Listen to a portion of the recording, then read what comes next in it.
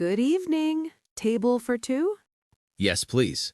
But I need to tell you something important. Of course. What is it? My wife has a serious peanut allergy. Very serious. I understand. Thank you for telling me. Can you check the menu? Which dishes are safe? Yes, let me check with the chef right now. Thank you so much. No problem. Your safety is very important to us. Mary walks to the kitchen. Chef, table 5. The customer has a peanut allergy, a serious one. Which dishes have no peanuts or peanut oil? Mary returns to the table. Okay, I have good news. Great! What can we eat? The grilled chicken is safe. The pasta with tomato sauce, too. Does the pasta have any nuts?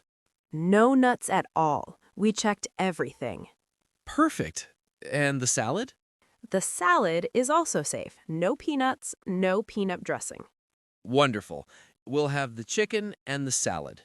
Excellent choice. I'll tell the chef personally. Can the chef use clean equipment? Yes, absolutely. We'll prepare everything separately. Thank you so much, Mary. You're very helpful. You're welcome. We want you to enjoy your meals safely.